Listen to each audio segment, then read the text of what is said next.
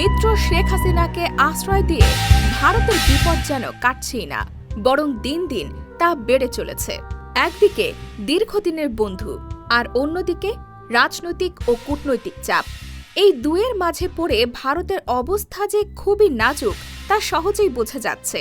আরেকটু খোলাসা করে বলি, প্রতিবেশী দেশ বাংলাদেশের কাছ থেকে এতটা ঘৃণা, বিদ্বেষ, এমনকি বাংলাদেশের সর্বোচ্চ পর্যায় থেকে হুমকি আর কড়া বার্তা পাবে তা হয়তো কখনো কোনোদিন ভাবেনি ভারত ও দেশটির রাজনীতিবিদরা।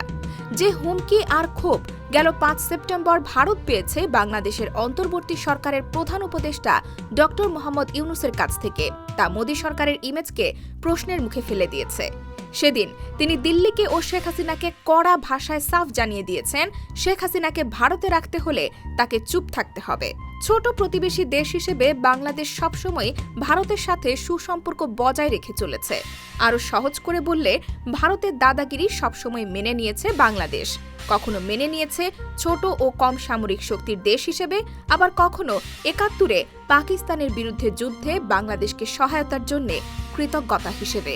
কিন্তু শেখ হাসিনার পতন, তাকে আশ্রয় দেয়া এবং ভারতে বসে শেখ হাসিনার নানা কর্মকাণ্ডের কারণে ভারতের ওপর বাংলাদেশের অন্তর্বর্তী সরকারের চাপ যেমন বাড়ছে, তেমনি বাড়ছে জনতার বিদ্বেষ, যা সম্ভবত ভারতের চিন্তারও বাইরে ছিল।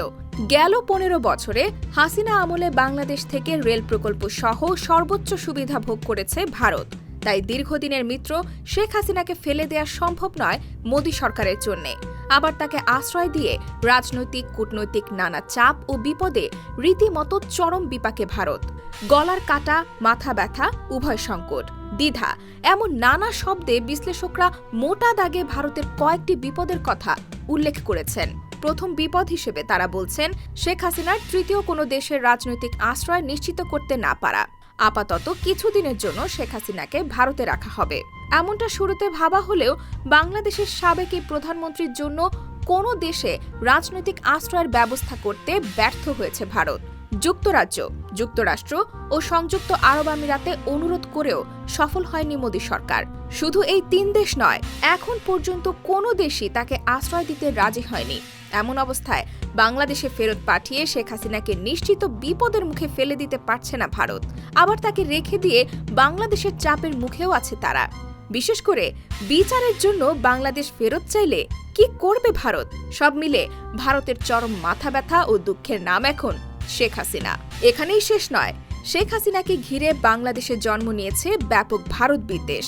আর এই সুযোগে ভারতের অভ্যন্তরে, বিশেষ করে 7 সিস্টার্সে অস্থিতিশীলতা তৈরির শঙ্কা বেড়ে গেছে, যা ভারতকে কোণঠাসা করে দিতে পারে। তৃতীয় এবং ভারতের জন্য সবচেয়ে ভয়ঙ্কর দুশ্চিন্তার বিষয় হল আঞ্চলিক পরাশক্তি হিসেবে দিল্লির প্রভাব এই অঞ্চলে তলানিতে ঠেকার। প্রভাব হারানোর যে ঝুঁকি দিল্লিকে চরম বেকায়দায় ফেলে দিতে পারে।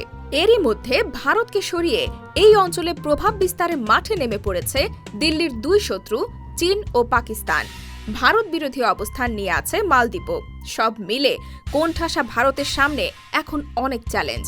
এমন পরিস্থিতিতে বাংলাদেশের অন্তর্বর্তীকালীন সরকারের সাথে সুসম্পর্ক বজায় রাখা ছাড়া ভারতের সামনে আর কোনো পথ খোলা নেই বলে মনে করছেন বিশ্লেষকরা।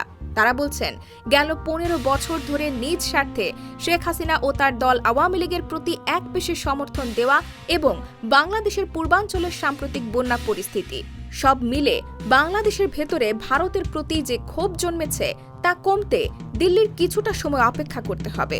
হতে হবে আরও কৌশলী, সহনশীল। আর ভারতে থেকে শেখ হাসিনা বাংলাদেশের অন্তর্বর্তীকালীন সরকারের বিরুদ্ধে কথা বললে তা ভারতকে আরও নাজুক পরিস্থিতিতে ফেলে দিবে বলে মনে করছেন বিশ্লেষকরা।